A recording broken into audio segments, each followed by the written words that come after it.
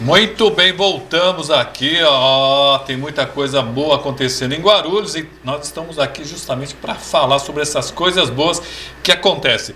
Do meu lado, o grande escritor Rogério Brito. Seja bem-vindo, Rogério. Obrigado, boa noite a todos. É um prazer estar aqui com vocês e agradeço pelo convite. E é um prazer falar de literatura nesta noite aqui, junto com o amigo Bosco e o Padre Chico, que logo estará presente. Muito bem, do lado dele, o grande parceiro nosso aqui, Bosco Maciel. Olha, é um pouco de tudo aqui, escritor, romanceiro, folclorista e da Academia Guarulhense de Letras. Seja bem-vindo, Bosco. Opa, Roberto, sempre uma alegria estar aqui presente, não é? Eu sempre falo, eu gosto de vir aqui pela energia, pelas coisas benfazejas que acontecem com a gente, né? Espaço gostoso, muito bom mesmo, viu, Roberto? Você está de parabéns, recebe todo mundo com muita delicadeza, muita educação, e isso é muito bom para os dias de hoje. Obrigado. O prazer é todo nosso, estamos aqui sempre pronto para receber, para falar sobre literatura. Literatura não é apenas literatura. É muito mais do que isso. É um jeito de viver, é um jeito de ensinar. E essa semana, viu, Rogério e Bosco, nós estávamos falando sobre o que está acontecendo na educação, nas escolas. Isso é falta de literatura, isso é falta de ler, isso é falta de... que quando você lê, você aprende, você cresce, não é isso, Rogério? Você consegue compreender e aceitar a diferença do outro. É isso mesmo, Roberto. Eu acho que falta, nas escolas principalmente, né, é levar mais a literatura, a poesia, a música, envolver os alunos de uma forma lúdica, para que eles participem de eventos. Eu costumo ir muito em escolas, falar poesia, falar um pouco sobre literatura, levar meus livros. Então, para mim, eu acho que é de suma importância quando as pessoas levam a literatura para dentro das escolas, e que não seja só na hora dos exercícios, na hora de fazer prova, mas fora disso, entendeu? Fazer eventos dentro da escola, fazer saraus, levar outros escritores da cidade de Guarulhos, como nós já fui com a Fátima Gilioli, César Magalhães Borges, Auriel Filho, com o próprio Bosco. Então, quando eu vou nas escolas, eu sou convidado, para mim é um prazer imenso conversar com a garotada, levar meus livros, falar poesia, escutar eles também, que eu sempre gosto de envolver os próprios alunos na brincadeira. Então, eu acho que é fundamental a gente levar a literatura e a arte em geral, entendeu? Dentro das escolas, que aí a violência fica de lado, as brigas ficam de lado. Então, para mim, se a gente conseguir cada vez mais levar a cultura e a educação dentro das escolas, eu acho importantíssimo. É melhor levar escritores para a escola do que levar policiais, você não acha, Bosco? Acho. Roberto, nós vivemos uma época que é a época do resultado. Eu digo isso, sabe por quê? Porque hoje em dia nós vemos uma vida que está correndo às avessas. Não é lógico, as pessoas viverem na cabeça pregada em consumismo, só valorizando o dinheiro, não é? Não é certo, não é construtivo achar que as pessoas devem ser exímios técnicos em tudo, uma exigência para a pessoa humana, de forma que a gente vê pessoas que elas submergem, elas passam a correr atrás de dinheiro, e quando vê, está no final da vida e deixa aquele monte de dinheiro para um monte de gente gastar e brigar por dinheiro. Então, onde fica aquilo que nós tivemos no passado, que é a educação familiar? Os filhos hoje são esquecidos. Os pais ficam, pai e mãe pregado, trabalhando aquela correria atrás de dinheiro, e os filhos largados. E agora ainda mais assistindo, né, a internet permite que se veja de tudo. Não tem assim um limite, um controle nos filhos. Então, a educação, ela nasce dentro do seio familiar, a formação de um filho, com a ajuda de uma religião, com a ajuda do ensino da educação, tudo isso influi. Então, um conjunto, é um leque de ações que atuam em cima, por exemplo, de uma criança, que é o objeto principal, e essa criança é entregue à escola. Pronto, acabou a responsabilidade da família. A escola pega aquela criança e fica com a responsabilidade de passar a educação, quando não é. A escola é para ensinar, preparar para uma vida futura, não é? Que também tem seu leque de problemas, não é? Que a gente sabe que tem de escapar disso. Nós temos de ver uma sociedade mais fraterna, uma sociedade de conhecimento, mas conhecimento suficiente para se viver bem. Né? Hoje em dia as agressões estão cada vez mais fortes e mais agudas. Né? Então é um leque de ações que está acontecendo, que está desviando todos os grandes objetivos. Né? Então é isso, é o que eu imagino. Perfeito. E o Rogério trouxe até uns livros dele, mostra para o nosso público aqui. Então, eu já tenho 3 livros de poesias publicados, né? O primeiro é Cangalha Escangalhada, né? Que já está esgotado, mas qualquer hora eu vejo se eu consigo publicar novamente. O segundo livro é o Telúrico Lunático, e também está se acabando, mas logo eu quero publicar novamente, né? Fazer uma nova edição.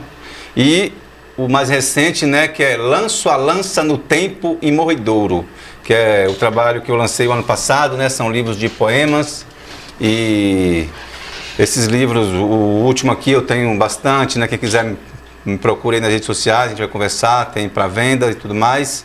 E são livros que a gente trabalha aí no dia a dia, né? A gente vai nos eventos, inclusive vai ter agora na UNG, né? A Feira da UNG, né? Um evento literário. Vai ser, né? Agora, dia 14 e 15. Então já convido a todos para participarem desse evento, né?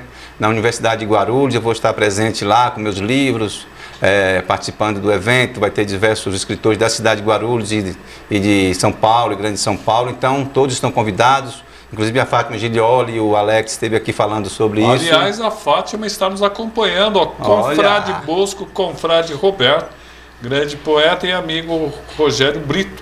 Muito bom ouvir vocês, assunto importante. Já aproveita, a Fátima, que foi a grande organizadora desse evento na UNG, né? Sim, a Fátima é uma das mentoras desse projeto, junto com a Carla Maria, né? Isso, Carla. E um abraço para elas aí, essas meninas que já estão na Academia Guarulhense de Letras e que está fazendo um trabalho belíssimo, né? Então, ela veio para agregar nessa academia. O Bosco pode falar sobre isso depois, mas eu já vejo que está dando bons frutos com essas meninas, então, um beijo para elas. E é isso, meus livros estão aí, trabalhos novos virão, e qualquer coisa me procure nas redes sociais. Jerônimo está nos acompanhando também, e Antônia Vaz, viva Bosco, confrade amigo da AGL. Sabe o que falta, o que faz e o que acredita. Antônia Vaz. Eita, danado. A Antônia, a Fátima, ao Jerônimo, um abraço bem apertado, e enaltecendo o esforço dessa turma nova que chegou à AGL, sabe? Sim, sim. O Roberto também faz parte desta legião, né? E a gente percebe que a nossa academia, isso eu sempre falo, né? A nossa academia abre janelas. Eu jamais, Rogério, teria a condição de fazer as coisas que dizem que eu faço, né, com relação à cultura popular, se não houvesse as possibilidades, as oportunidades que a academia nos permite, né? E não faria, não teria. Hoje, por exemplo, a gente tem influência em várias partes do Brasil. Por quê? Por causa da Academia Guarulhense de Letras, e é por causa de todas as academias de Cajazeiras também, que nós participamos da fundação lá, né? Mas eu criei uma assertiva, sabe, Roberto, que diz o seguinte: são as academias de letras, ciências e artes, fontes férteis de saberes e repositório de conhecimentos plenos. E é a grande verdade, né? Numa academia de letras reside, mora, permanece a intelectualidade de uma região, de uma cidade, não é? Então está lá. Eu passei muitos anos nesta nossa Academia do Guarulhense de Letras quase sem abrir a boca, só absorvendo conhecimento. Que bom. Porque são pessoas do nível de Plínio Tomás. Plínio Tomás é premiado no mundo inteiro em engenharia hidráulica. Então são conhecimentos diversos nas mais diversas áreas. A Antônia Vaz nos ensina bastante lá dentro, né? Então é muito rico, né? E pessoas novas, eu tenho aprendido muito com o próprio Jerônimo, com o professor Bassuma, agora a Fátima, exemplo, parece um trator para trabalhar, a Carla Maria, que tem uma dinâmica danada, enfim, todo um pessoal novo, juntando mais os veteranos, que eu me incluo no meio, né? Nós temos feito este trabalho pelas letras com muito amor aqui. E nosso objetivo efetivamente é mostrar ao Brasil que é através da intelectualidade, dos conhecimentos que haveremos de transformar este país numa nação. Eu queria ouvir um poema do Brito. Ah, um poema. Vamos ver joga a câmera nele aqui, pessoal. Lerei, deixa eu ver o que eu leio aqui. Como é cordel? Faz tempo que eu não falo muito sobre cordel, o meu amigo Bosco. Pode falar, Bosco. Qual é só no Nordeste que ele nasce? Eu não vejo muito por aqui essa divulgação. Tá. O cordel, ele tem uma história secular, né? Milenar, vamos dizer assim. A nossa origem, o cordel nordestino, ele vem na realidade lá da Europa, né? Lá da Península Ibérica, Portugal e Espanha, os grandes fornecedores deste tipo de literatura para nós. E vieram, né, com o início da nossa colonização, passaram para o Brasil. Por que é que o cordel é pródigo no Nordeste brasileiro e menos em outras regiões? Pela assimilação. Por que assimilação? O sertão nordestino, que é rico em grandes poetas, Leandro Gomes de Barros, da cidade de Pombal, foi o pai da literatura. Da literatura de cordel, né? Então são grandes. Tem alguma história clássica mais curtinha assim que você poderia nos mostrar? Alguma que é muito conhecida? Que eu via muito de Luiz Gonzaga e do Lampião. Ah, tem. Mas eu vou falar uma, é rapidinha, posso falar? Por favor, claro, você escolhe. Lá no Nordeste tinha Seu Nô e Zé Lacerda, é uma historinha, né? Uhum. E teve o filho de Zé Lacerda, veio para São Paulo, passou um tempo aqui e depois voltou para lá, se gabando, que conhecia tudo, né? Desde física quântica até as energias avançadas, falou muito bonito, né? E filho de Zé Lacerda, né? Zé Lacerda assim falou, rapaz, não começa a falar essas coisas que você sabe tudo, que Seu Nô tá aí. Seu Nô era um velhinho, né? Que ele se encostava assim, ficava quietinho, ouvia de tudo, mas tinha saberes extremos, conhecia bastante, né? E o menino lá soltando, né, conhecimento e dizendo que sabia de tudo, e o velhinho foi levantando. De repente, o velhinho olhou para ele e falou assim: há 3 coisas nesse mundo que é de se admirar. É o trem andar na linha, o avião voar no ar, a galinha comer milho, beber água e não mijar. Muito bom. Mas falando de literatura de cordel, ela se espalhou para o Brasil inteiro, né? Principalmente aqui em São Paulo tem um grupo chamado Caravana do Cordel, que eles fazem diversos eventos, tem diversos cordelistas aqui em São Paulo, em Guarulhos também tem alguns. Vanessa Nascimento, João Gomes de Sá, Moreira Copiara. Então existe um grupo que leva literatura de cordel para o estado de São Paulo inteiro. Eles estão nas escolas, nos eventos. Então existe um grupo muito forte, né? O Bosco conhece todos eles. O Marco Aurélio, Marco Aurélio, tem uma galera boa. Lucas Bezerra da Costa Diniz. Rogério, você é o cara. Opa, muito obrigado, Lucas. Um forte abraço. Auriel Filho, também grande batalhador aqui pelas letras. Parabéns, Samuel, você sempre abrindo espaço para a literatura e para a cultura. Grande Rogério Brito, nosso maior expoente da literatura em Guarulhos, e Bosco Maciel, nosso grande menestrel. Olha a responsabilidade. Até rimou. Menestrel. Posso ler o poema? Vamos lá. Eu vou ler um poema aqui que eu fiz, que é para um outro escritor que chama Rubens Jardim, que é lá de São Paulo. Uma época nós fizemos uma antologia em homenagem a esse grande poeta, né, da catequese poética e tal, um cara que batalha pela poesia há mais de 40 anos. Então, chama A Mordaça Não Me Fará Mordaz. Quem quer gerar-me um ser tão serviçal? Qual a faca que te fere, fera?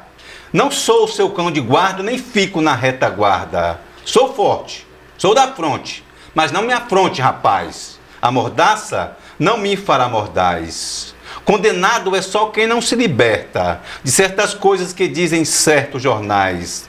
Confesso que tenho muitos pecados veniais, mas não fico remoendo o que ficou para trás, porque a mordaça não me fará mordaz.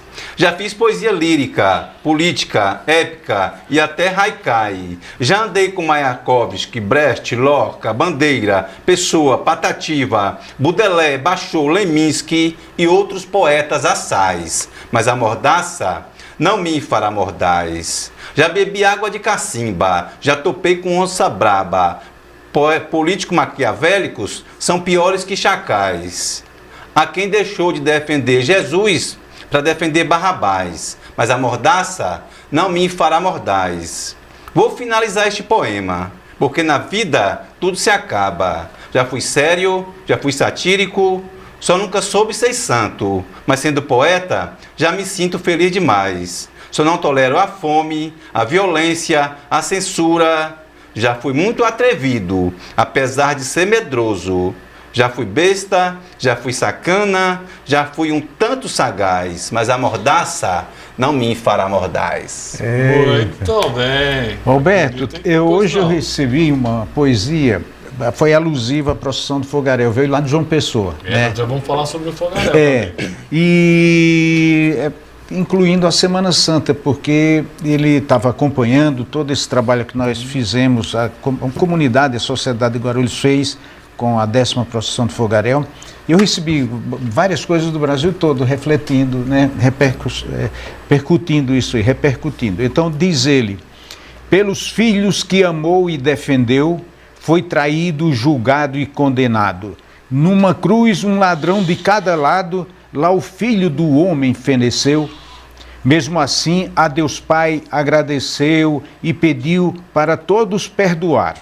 Maior prova de amor que pôde dar, semeando esperança e muita luz, poderia ter saído dessa cruz, mas ficou para depois ressuscitar. Isso daqui é do Deoberto Lopes, um cordelista lá de João Pessoa, que mandou para mim hoje. Extremamente bonito, né? Bonito. O Bosco também tem livros. Tem muitos livros aí. E o último dele... Foi As Narinas do Dragão. As Narinas do Dragão, inclusive, eu tenho uma cópia aqui. Como é que faz para encontrar e comprar seu livro? Tá. Me fale um pouquinho também do livro. Tá. É o contato, né? É só entrou na internet, Facebook, ou Messenger, ou WhatsApp, entrou em contato comigo, pronto, já tem o livro. Essa é a primeira premissa. Por quê? Porque no contato eu já passo o Pix. Contato e o contrato. No contato eu já passo o Pix, né? E é baratinho, o livro está muito barato, R$40, mas e vai para todo o Brasil, R$10 de correio, dá R$50 o total. Mas o mais interessante que também é para cada um que eu vendo este livro, eu faço uma dedicatória muito especial, ilustrada. Eu faço uma ilustração, não é? Uma arte à parte, né? Eu já vi você fazendo outra arte no livro. Então eu passo 3, 4 horas, 5 horas, até um dia caprichando para entregar uma coisa muito linda, bastante bonita, para deixar aquele que gastou R$40 para adquirir uma obra literária, merece até mais do que isso. É o respeito que eu tenho pelo leitor, né? Então isso tem estimulado muito as vendas do livro. Eu vendo para todo o Brasil, né? Mas também aqui para Guarulhos, acho que meus amigos, acho que todos compraram, né, já. Então uma venda danada. Aí você pediu, assim, é só complementando, a pessoa se comunicando comigo, iniciamos contato, e se for de Guarulhos, em 2 dias já tem um livro, porque é rapidinho o correio entrega. Sim. Outra, eu não deixo atrasar nada, né? Antes mesmo da pessoa depositar o dinheiro, eu já pego e já dou um jeito de botar no correio para ganhar tempo, né? Enfim, crio todas as facilidades realmente, né? Muito bem. Aí você falou para eu falar um pouco do... Fala um pouquinho dessa última obra sua. Ah, sim. A capa do livro, meu irmão, ele faleceu com Covid. A Covid tirou ele. Ele era um grande artista, morava em Osasco. E ele que desenhou a capa do meu livro, que é aquele dragão que o pessoal adora de ver, né? Ilustrado. Eu passei a ideia e ele fez aquele dragão para mim. Mas o livro está todo ilustrado e as ilustrações são de minha autoria, que eu também sou ilustrador, né? E o livro está dividido em 3 fases, né?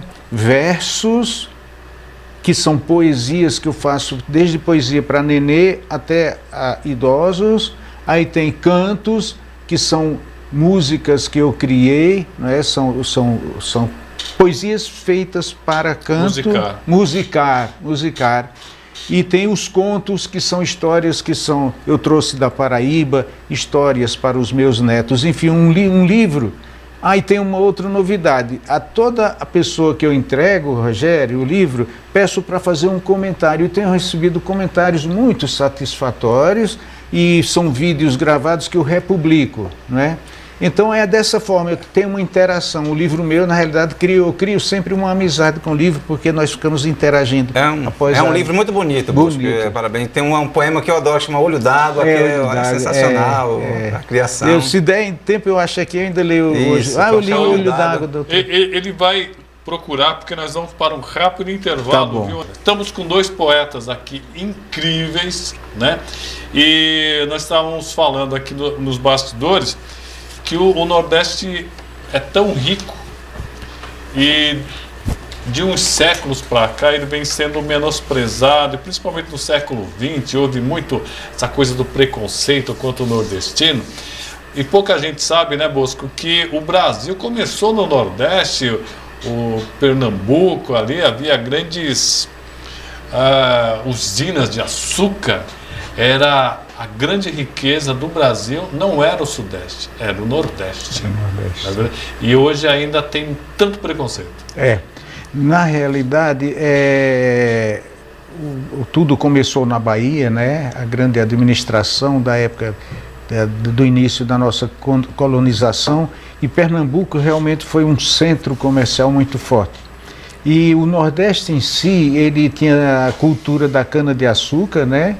E que também veio da África e veio da Europa, do que se fazia nas lavouras, até na época dos mouros, lá na Península Ibérica, era a cana-de-açúcar. E nós absorvemos isso, e passou. E o Nordeste tem uma característica interessante, ele preserva os costumes, né?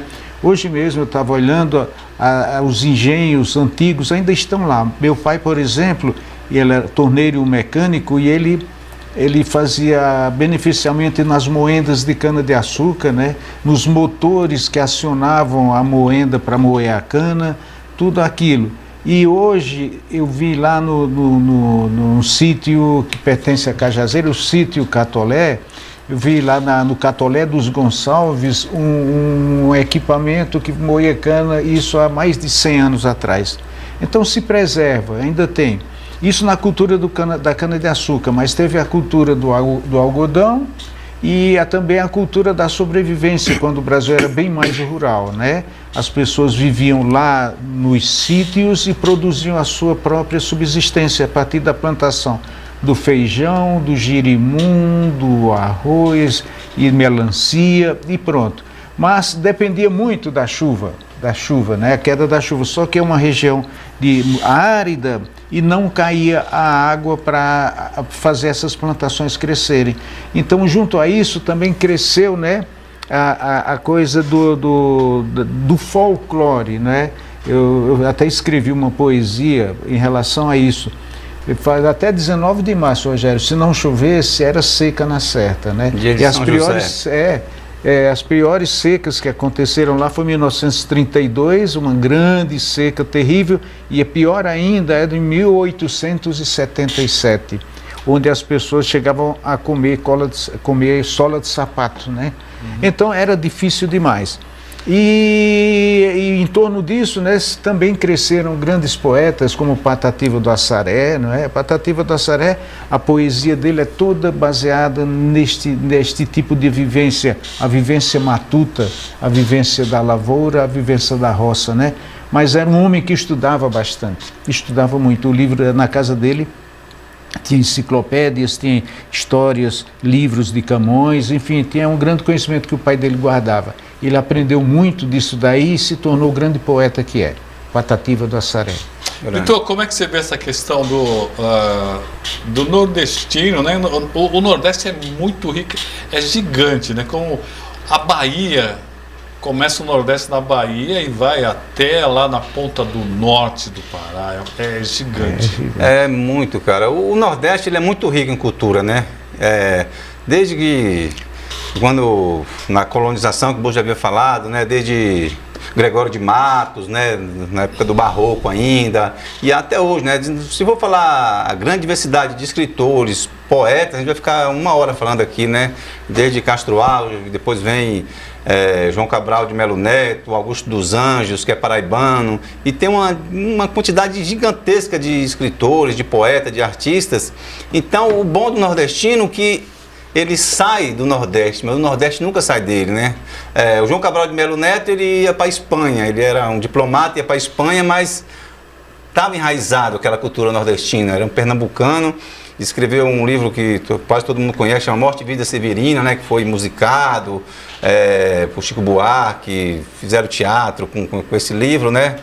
E aí você vai ver como que é diversificada a cultura nordestina, né? Desde do repente, do cordel, dos mamulengos, bandas de cabaçal, né, que tem muitos lá no Nordeste, o folclore, o reizado. Então, e como trazer isso para a literatura, né? Você está falando da cana-de-açúcar, né? O tanto que isso influenciou o nordestino até na escrita, né? Tem um livro chamado Menino de Engenho, né? Que você citou o Joselino dos Rego, exatamente. E João Cabral de Melo Neto fala muito da cana, que ele vem também do engenho, né, de famílias que veio da cana de açúcar.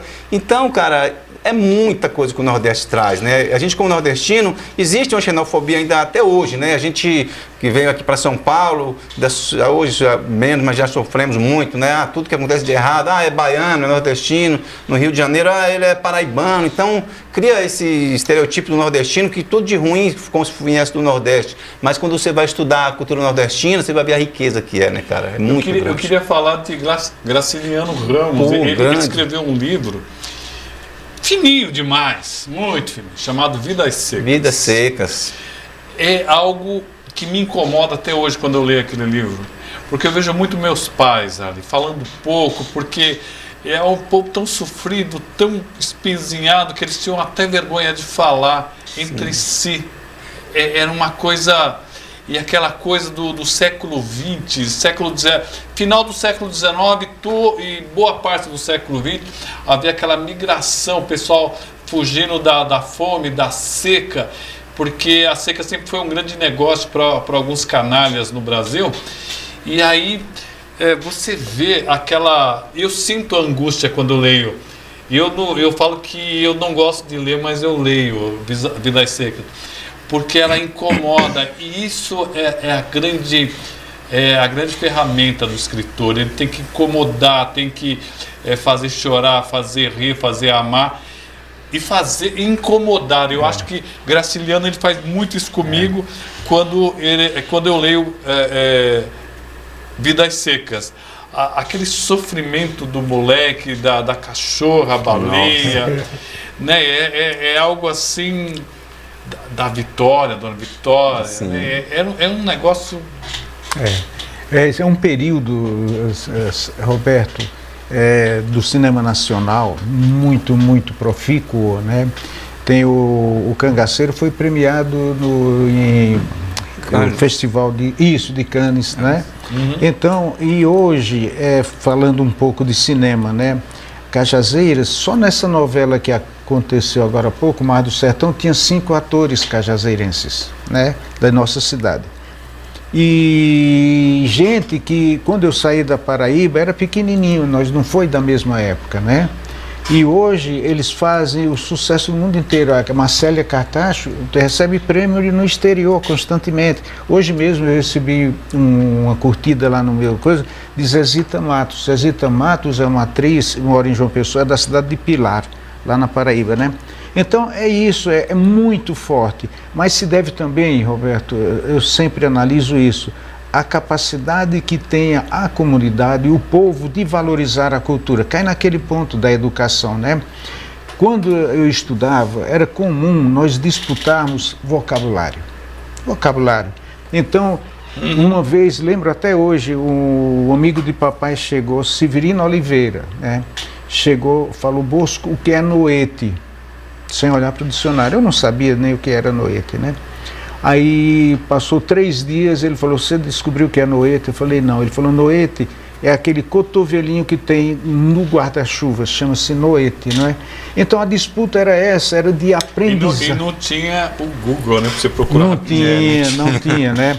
Então era em cima disso. Eu, por exemplo, fui campeão de charada. As charadas, né? Uma charada que é bem conhecida é aquela que fala assim, um olhar morto. Um olhar morto, é bem tradicional essa charada. Com 2 sílabas, olhar com uma sílaba, e o conceito é morto. É uma frase, nesta frase está sintetizada uma palavra. Você adivinharia, você diria qual é? Com 2 sílabas, olhar com uma sílaba e o significado, o conceito é morto. Alguém de vocês aí sabe, não? Não, estou falando com o público, Bosco. Se alguém souber, quem quiser responder aí. Fala naquela câmera ali, vai, porque eu não sei. Eu posso falar? Não, primeiro pergunta. Perguntando, vocês têm quantos minutos que nem no Faustão? Não, tem que ser rápido. É rápido, tem que ser rápido. Eu vou dar a charada. É com 2 sílabas. Olhar com uma sílaba. E o conceito, o significado é morto. Um olhar morto, qual o resultado dessa charada? Produz que verbete, que palavra? Nossa. Tenho a menor ideia. Um olhar morto. Com 2 sílabas. Posso dar a resposta? Pode dar a resposta. Peraí. Espera que tem gente aí escrevendo. Ô Darlan está nos acompanhando. Boa noite, mais um ótimo programa com grande figura. A TBL é ótima. Abraço para Roberto, Bosco e o Rogério. Pergunta para o Darlan, que está nos acompanhando. Darlan. Essa aí.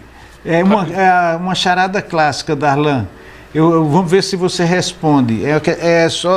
É simples, o resultado depois você vai ver que é simples.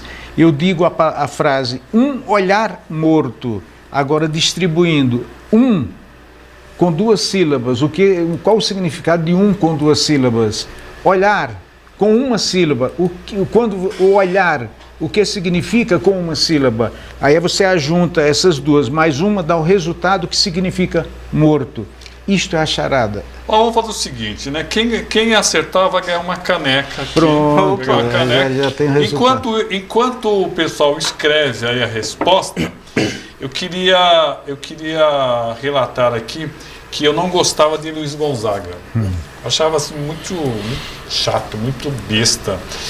E aí eu fui crescendo e aí eu fui me interessando por história e tal, né?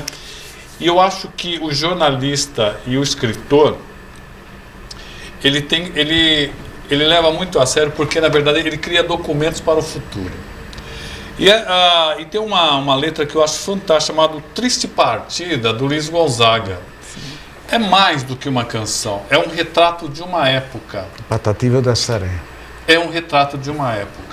É verdade. É o povo que saía do Nordeste vindo para São Paulo para tentar sobreviver, para não passar a fome.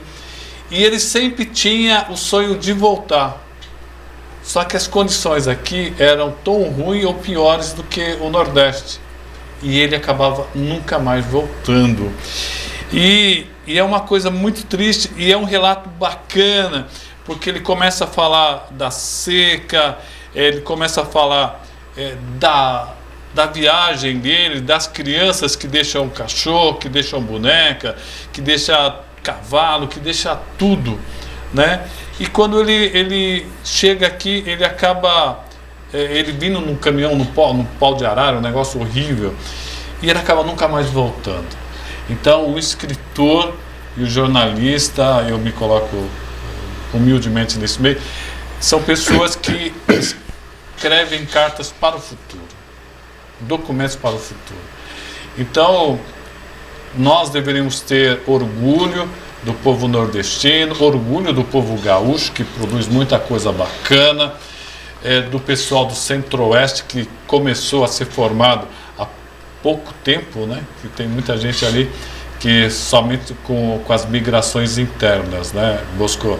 Nós temos um povo muito rico, Bosco. É riquíssimo, é isso transformado. Eu dou o nome de tesouros culturais, né? Nós estamos sentados em cima de tesouros culturais. O grande Ariano Suassuna, né, ele falava isso, que se nós tivermos a capacidade de valorizar e enaltecer as nossas riquezas culturais, não sobraria nem 10% do tempo para observarmos o que acontece culturalmente lá fora. Nós somos muito ricos, né? É momento de nós semearmos. Eu já ganhei esta condição, todos nós estamos nesta condição. Nós somos semeadores. Lá à frente é onde virão os resultados. E hoje o que é que nós semeamos? Nós não conhecemos o interior da semente. Vai florescer, aquilo vai frutificar, vai ficar muito lindo num futuro distante. Não estaremos mais vivos, certamente, quando isso florescer. É uma grande pena, porque os pensadores, Roberto, os estudiosos, têm essa capacidade de percepção e sofrem por isso, porque não tem pares para entender, a não ser, por exemplo, quando se ajuntam numa academia para discutirem conhecimento. Aí sim, né? Então, hoje em dia, nós vemos este grande abismo que existe do que é efetivamente cultura e daquela pseudocultura, aquilo que é falso, tão efêmero quanto a espuma de uma cerveja, né? As coisas acontecem, nascem de manhã para morrer ao meio-dia. Então, não tem valor, mas geram consumo e geram dinheiro. Hoje, sem fazer crítica, não estou querendo fazer crítica, mas hoje são feitos... a parte literária, a parte poética não preocupa mais ninguém. O importante é se gastar com cerveja e cigarro nas milhões de pessoas que vão assistir os grandes shows, né? Você olha a composição musical que é feita, não escapa de duas notas musicais, quando não uma nota musical acompanhada de um batistaca batendo. Então, isto é a cultura que vivemos. É algo muito falso que vai trazer prejuízos enormes. Albert Einstein foi de uma geração que não tinha internet, no entanto o cara desenvolveu equações que mostravam coisas do universo. Então nós somos muito poderosos, máquinas perfeitas, muito grandes, para hoje vivermos numa idiotice, desculpe o termo, né, cultural, latente e que rompe barreiras, que você fica todo mundo do boquiaberto sem saber combater isso. Mas é uma grande perda que vivemos. Essa semana eu estava vendo, eu gosto muito de música, né? Eu estava vendo algumas gravações antigas, né? E eles utilizaram nessa gravação uma garrafa. E eles ficavam batendo na garrafa, fazendo samba na garrafa. E ficou um som muito bonito. Fica bonito, e diferente. E também essa semana eu vi um samba que ele estava batendo na caixinha de fósforo. E é um som muito diferente. Quem ganhou a caneca, temos dois aqui. José Roberto Jerônimo. Com duas palavras. Com duas sílabas. Com duas sílabas, cada. Isso. Olhar, com uma sílaba. Ver. E o Darlan também escreveu. Resposta da charada. Cada. Não, duas sílabas cada. Cada. Olhar, ver, morto, cadáver. Não é? Então este é o resultado, né? Então este é o grande carisma da charada, que foi muito forte na década de 50, 60. E eu era na minha cidade, dos vencedores, porque eu estudava mesmo o dicionário, né? Sim. Eu acho bonito se falar bem, acho bonito. O domínio da palavra é uma coisa mais linda, é o melhor cartão de visita, não é? Verdade. Então a gente vê muitas vezes uma pessoa quietinha, humilde, chegar e falar muito bem, é a melhor apresentação. E outras pessoas podem ostentar riqueza, né? Está com ouro no peito, mas fala ruim, fala mal e não entende, nem consegue fazer um texto, interpretar um texto. É doloroso, não era para acontecer isso no nosso Brasil. José Roberto Jerônimo e Darlan Zurk, os dois ganharam caneca. Ganharam. Aqui, né? Muito bem. Depois, mas tem que buscar aqui. Agora eu vou dar resposta. Eu quero dar parabéns aos dois. Pois não. Porque realmente são dois estudiosos, grandes conhecedores. Eu conheço o Darlan e o Jerônimo. São bem cuidadosos com a palavra. Isso é muito importante. Agradecer ao Lúcio que trouxe esses dois poetas aqui. O Padre Chico não conseguiu chegar até o estúdio, olha que pecado, que pena, né? Da próxima vez eu devo trazê-lo, viu, Roberto? Ficamos devendo essa visita, porque ele vai nos ensinar muita coisa, tem muito conhecimento o Padre Chico. Vamos trazer o Jerônimo também, tá? Jerônimo. Do Rogério Brito, quando declamo meu poema de amor, a Guarulhos empresta os versos. Só por ser seu filho, quero seu brilho. Opa! Muito bem. Grande Jerônimo. Agradecer a todos, agradecer ao Bosco, obrigado por ter aceito o nosso convite. Opa, sempre virei com muito prazer. Aqui é um berço, né, uma fonte de muita energia benfazeja, viu? A gente sente isso, Roberto. Ô, Aninha, você não consegue colocar o último artigo não, né? Que pena. Tem um artigo muito bom que vai sair amanhã. Vocês procuram nas minhas redes sociais. Senhora do Meu Tempo. É muito legal esse texto e foi declamado pela nossa amiga, a psicóloga, a Cerqueira. Como é que chama ela? O primeiro nome, me ajuda aí. Daniela Cerqueira. Grande Daniela. Obrigado, desculpa. Tá certo? Obrigado, Bosco. Opa, eu que agradeço. Quem Roberto. quiser encontrar o livro do Bosco, é só entrar em contato comigo, né? Ou WhatsApp, ou Messenger, ou eu só não tenho Instagram, que eu não aprendi a mexer ainda, né? Mas entrou em contato comigo, iniciamos esta conversa, né? E rapidinho o livro vai estar com a pessoa.